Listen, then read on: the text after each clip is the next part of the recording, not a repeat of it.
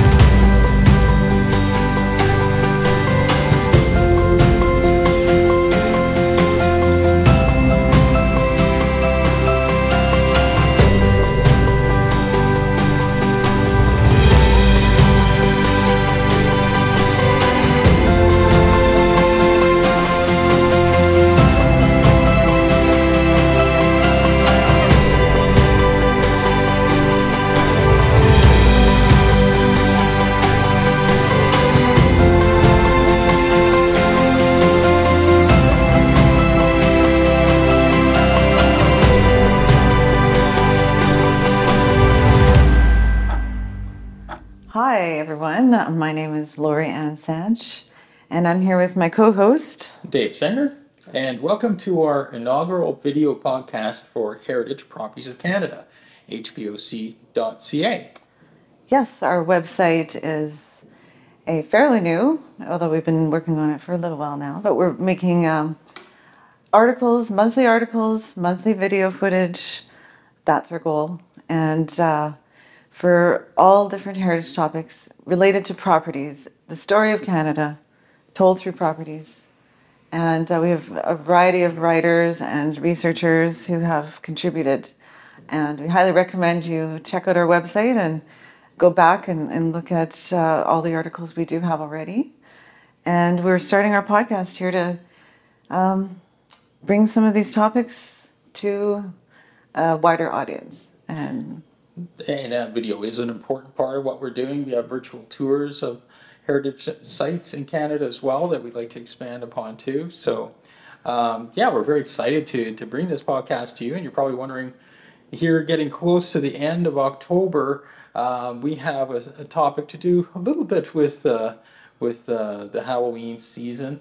Although we're talking about somebody who had a very interesting life here in the region. Today we're in Lanark County, which is just north of Leeds County in eastern Ontario. These are very old areas of the former Upper Canada that were mostly settled after the American Revolution by United Empire Loyalists who left the United States, not agreeing with the revolution and wanting to stay loyal to the king at that time. A lot of large land grants were given to former soldiers, and that made up the majority of the settlement in this area.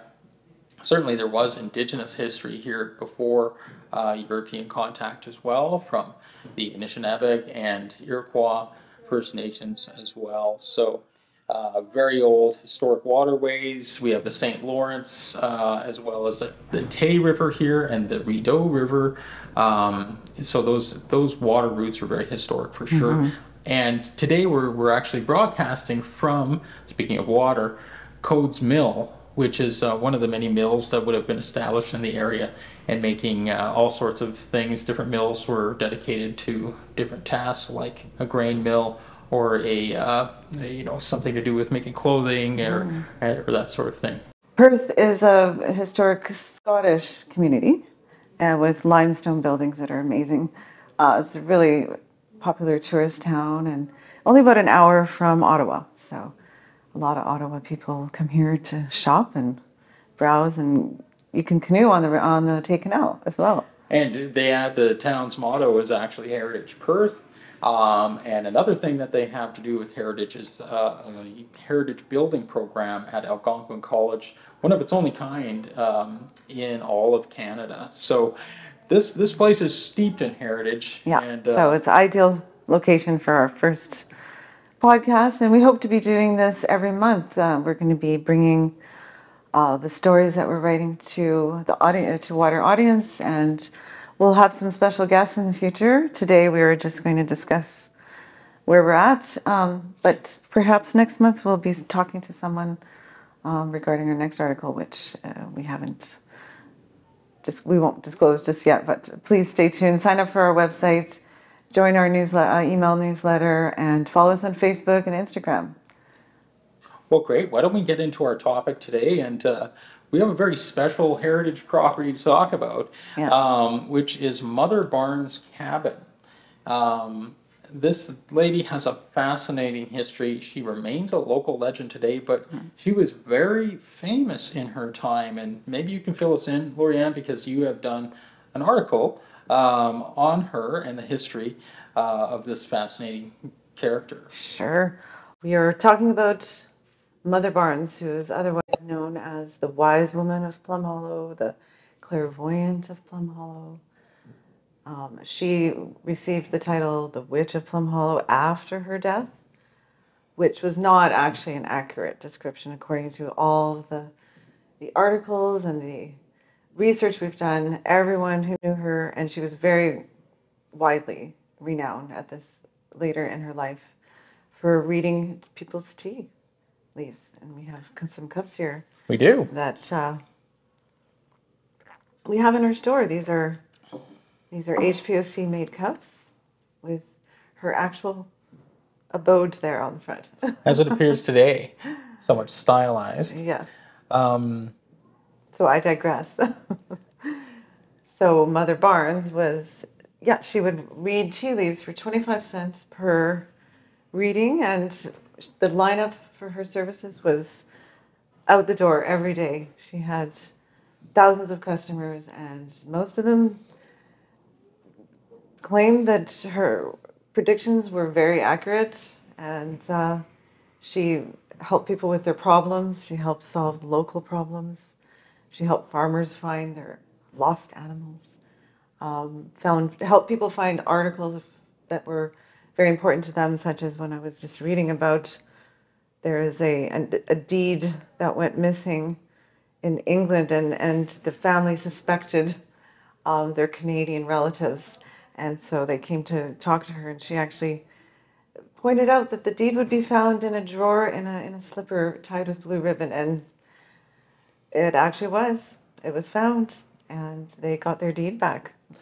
And I'm sure they thought that was safekeeping in a slipper and tied with a blue ribbon, that nobody would ever find that. But with the help of Mother Barnes, these people found the missing deed. Yeah, so not much went past, and her reputation was all throughout Canada, which was Upper Canada and Lower Canada at that time, and all through the United States, which is where she actually, again, disputed. She either landed in New York at her 20th year with her husband that she ran away with, and they eloped and got married on the boat, and either landed in New York, which I think that's what happened, but she also could have ended up in Cobourg, Ontario, which some records indicate.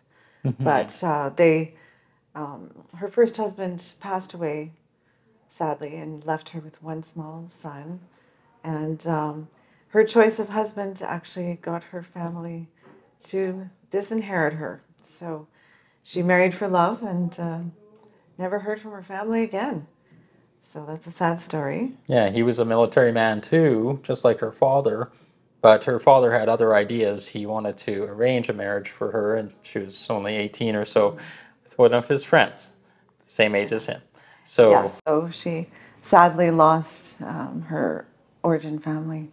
They disinherited her, and she never spoke to them again. So, but she created a large family of her own, and there are many descendants in this region, and a lot of the grandchildren have amazing stories about her life and talents and work, and she would offer her services later in life after her second husband, David Barnes, who she met either in the US or Canada again. But they moved to Sheldon's Corners, started a farm, and he, for whatever reason, unclear, decided to leave the family, and she was left to her own devices. So, with many, many children to take care of, we're talking about 7, 8, and then at some point she also adopted 3 children as well. So she's in rural Ontario in the past, and she did have a talent that she would try out on her friends. She'd have them over for tea and read their tea leaves. And she developed this unique ability. Actually, she did apprentice when she was in, this is why I think it's New York that she spent the time, because there was a story that she and David lived in a town flat above a fortune teller's office. And she would go and learn from this lady how to read leaves, and she actually developed some clientele there. So again, that needs to be substantiated. So we will probably be doing further stories on this in the future. So one way or another, she had some skills for tea leaf reading, which wasn't a completely unusual thing in mid 19th century onwards. Maybe something that started to end around 1900, but it's something that people did to try to peer into the future or get some insight into things that would come to pass. And surprisingly, she became quite famous for this, and it might sound like we're exaggerating, but we can assure you we're not. There are piles and piles of research articles and stories passed along that you would be take days to go through. There's a number of predictions that are credited to her. Some of them are more kind of run of the mill, you might say, or something like finding some, lost objects. But her practical skills were called on several times for finding lost cattle or lost horses. There was one story where a man lost a team of horses, so he came to talk to her, and she said to relax about it, and that a boy would come in a few days with the entire team of horses and return them to him, and that is exactly what happened. So it's interesting. Some of these stories are incredible. She's also credited with possibly, and I mean, there's a lot of these records are difficult to trace or verify, but she is credited with helping solve a murder case in the local area, which led to, I guess you would say, justice for in that case, and possibly that's where her fame started to grow from. So that was one of the more kind of standout or high-profile ones. But there's also quite a famous possibility as well. Did you want to describe that? Oh yes, I just want to back up just a little bit before we get into probably the story that she's most known for.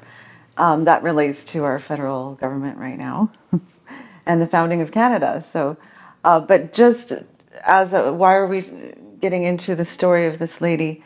Well, her cabin that she bought once her husband left and she moved to a cabin that was an original settler's cabin. One of the beams in there was marked 1805, so it was obviously quite old. So she moved to this cabin, which miraculously is still here today, thanks to the preservation efforts of a lady named Aloda Washmuth from Ottawa, Navan, Ottawa. We've tried to find her, but we have articles about her restoration of this property. So it's in an excellent shape. In fact, we have a printed on canvas photo of the cabin that we have on our web store. So we would encourage you to check that out.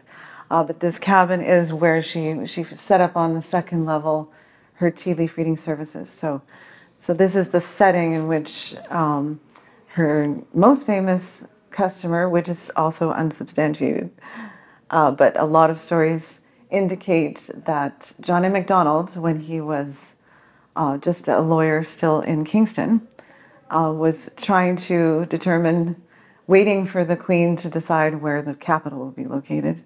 He wanted to know sooner, and was told that it would be the city across the river, describing Ottawa, which is where it ended up being. So that's the tale. And some people say, or some records are indicating that he went there several times. Now, this is fairly close to Kingston, and a lot of people would, just take a team of horses out and go out into the countryside. Yeah. Her cabin today still, we haven't been in the cabin ourselves, but we've seen photographs that people, while they waited to get their tea leaves read, would carve their initials in the wall. Obviously, that was okay with her, and she had a grown son and his wife and family who lived in the cabin as well. Yeah. It used to have an extension off the back, so you can imagine there was a little bit more space in there. So that attests also, physically, there's this evidence that people did beat a path to her door to get their leaves read. So. And after her death in 1891, she still continued to get articles written about her all the way into 1930s, 1960s, 1980s.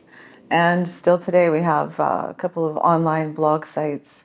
Linda Saskapina, I believe, is one of them, where we got a lot of the information from. Also the local author, Arlene Stafford Wilson, Lanark County Calling, has a chapter on her story, so that's And really a interesting. A blog with lots of newspaper articles there. Yes, so we really appreciate the works that's been put in. It's been invaluable. By local. Also, Athens Museum, the Perth Museum here, and Brockville Museum provided files with all sorts of newspaper clippings, and some of the family wrote their stories that they remember.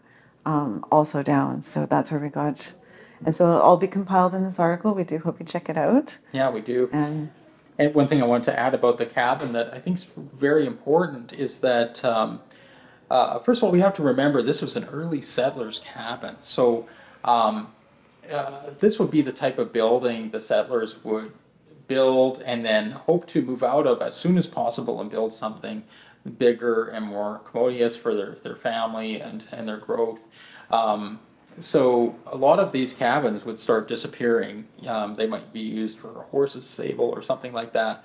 And to put it in perspective, even though she and her family continued to live in this cabin into the later 1800s, at the same time in Toronto, one of the only surviving cabins almost similar in dimension and size and makeup was being put into the Canadian National Exhibition as kind of a museum piece already, because there weren't many of them around anymore. So, and speaking of this type of building lasting until now, there's a tremendous amount of credit has to be given to Miss Washmuth, who we just mentioned, who purchased it in 2006 and completely restored it, put it on a new foundation.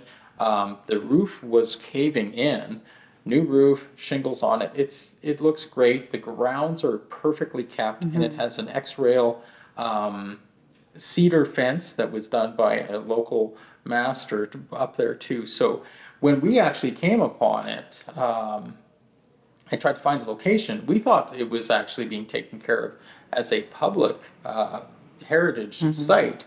There's actually a sign there and everything too that would kind of suggest that. So I was very surprised to hear that it was a private individual who came forward to rescue this cabin. Before that, the family had tried to keep it up and had owned it for many, many years. But we have photos of it.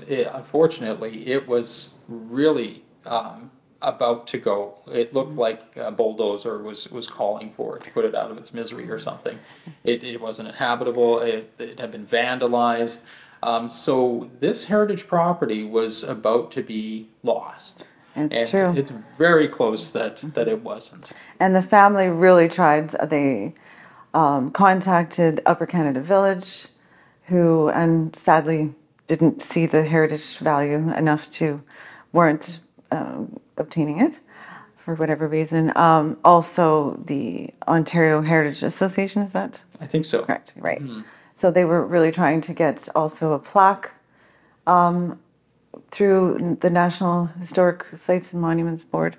But none of that came to fruition. So when Iloda showed up and purchased the property for what, $17,000 or some dollars in 2005, I think, or six. And then she put $35,000 of her own money in, and she had a real passion to bring it to the authentic state that it would have been in, without the whitewashing though. It's still just the logs. It would have been whitewashed at the time. Right. But she planted rose bushes and trees, and it's a beautiful setting. Yeah. Close to Lake Eloida, which at the time was Lake Loyada. We have a historic map that shows the property there. And so it really is an amazing story, of course, for interest for us with heritage properties, for this cabin, that it remains there today. Yes, and please do check out some of the products we've made, which of course is how we're supporting our efforts here at hpoc. That's right. Yeah, with our online store. We have a color print as well as a black and white print. They can come in a whole bunch of different sizes. The scroll print at the bottom indicates that this was the cabin of Mother Barnes, this famous 19th century clairvoyant. We also have these cups that have writing on one side and the picture on the other. So it has the phrase, "Will you turn a cup?" which is what she would say when the client would sit across from her. So, and a little diagram about the tea leaf readings. So that's right.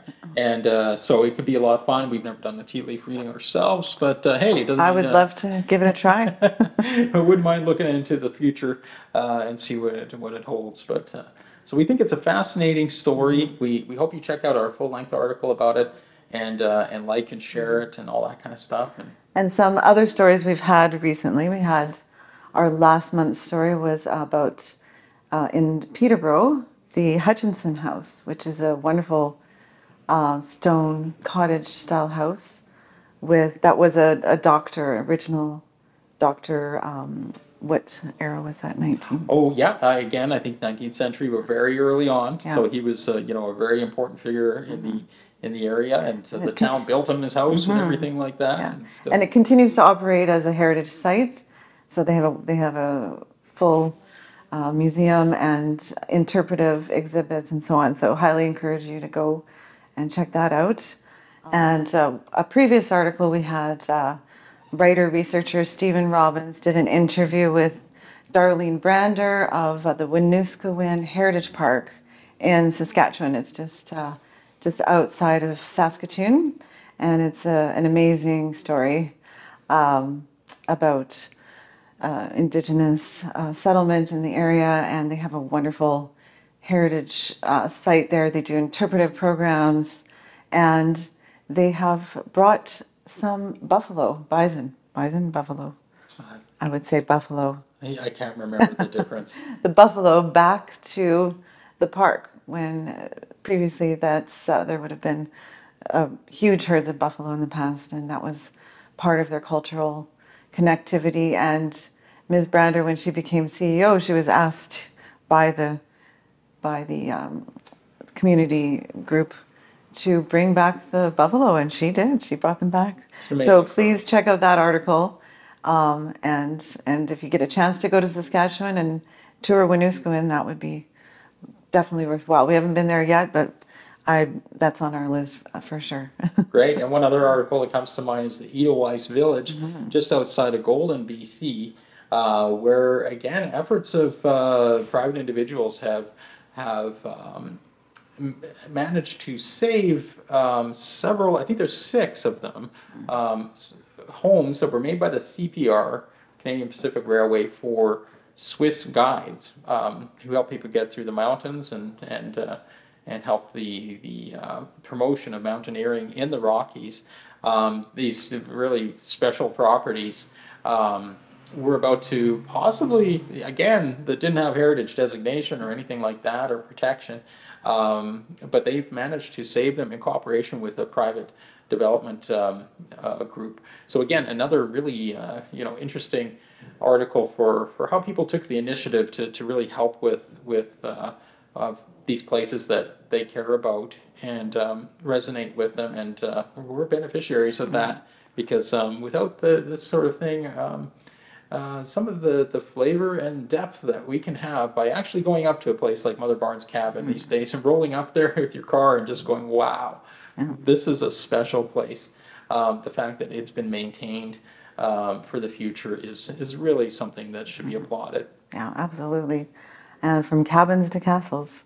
So no matter what size of property, we are interested in the stories, especially when the places have been brought back to modern life, but preserved historic details, and they're just, you can't replace the type of woodwork and moldings and the artfulness of heritage properties of the past. They're just absolutely worth keeping, in my opinion. And learning about them deepens your experience as a Canadian. Yeah. To know about the past in this way, and so we hope we're delivering on that promise with HPOC for you, and providing informative content, some entertaining content as well. And again, thank you if you could support our efforts by shopping at our store or signing up to watch nature videos.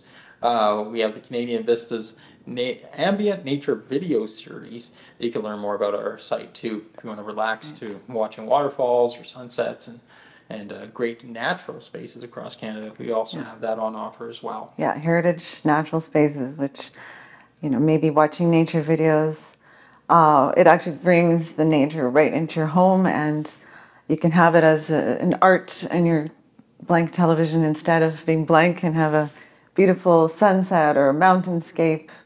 So it's great for the ambience, as well as just to sit and watch and relax to it. Actually, we have a research report that we're going to be publishing that Stephen Robbins did for us, which is talking about the health benefits of viewing nature. Whether you're in nature or watching it on your screen, there are health benefits, which we will share. So stay tuned for that as well. That's right, yeah. And just one last thing on the videos too is that you can learn a little bit about each site in a really easy way, because we have an information card at the beginning of each one that describes some of the heritage and the history of the area, as well as the geology and stuff like that. So, a lot of people don't know Kakabeka Falls is Ontario's, Niagara of the North, for instance. It's amazing. We've had some comments on our website of people saying, I visited there decades ago and appreciate seeing it again in that form. And you can watch these videos over and over again and really derive some of that, pleasure of the Canadian wilderness and our amazing landscapes, sort of like moving paintings. And the goal with that is a monthly subscription based, only $8 a month. That's 2 cups of tea. 2 cups of tea. And the monthly streaming, or 1 month free if you do a yearly subscription. And it streams online on a web-based platform, but we're looking into developing an app as well. So that could be more convenient. And you can try it for free for 15 days right now. Yes. A special offer. So, well, and we'll be soon looking at making another video for our audience here for a crowdfunder plan that we are going to be looking to grow our site. Currently, Canadian Vistas is film. Films are done that we have done over the past 10 years or so, and we're looking to add more videographer content to diversify the cross-Canada nature scene. So yeah, we'd love to have, you know, people from Nova Scotia, videographers, shooters from there show us, you know, some of these wonderful coastal areas. You know, a videographer from Nunavut, we can see maybe a sunset over a beautiful bay or something. So just trying to show a lot of these areas that, you know, a lot of people in Canada are lucky to get to maybe once in their lifetime, but you can travel virtually and check it out and learn more about the country. And the coordinates are there if you ever want to go yourself to the exact spot. That's right. We provided the coordinates, and every site that we've been to is, we're trying to bring the reality of it to the audience. So we're not using drones, and we're on the ground, close-ups with the scene, and we hope you check it out as well. Yeah, thank you So so we much. are not we're not funded by any organization other than ourselves. We don't apply for government grants. We could, but there are so many heritage organizations that really do need that funding. So we're entrepreneurs. We're business people. That's right. So we're creating an online gallery, informational and entertaining, and we hope that you at least sign up to follow us. So thank you again for tuning in. We really appreciate it. Yeah, thanks so much. And bye for now. Bye for now.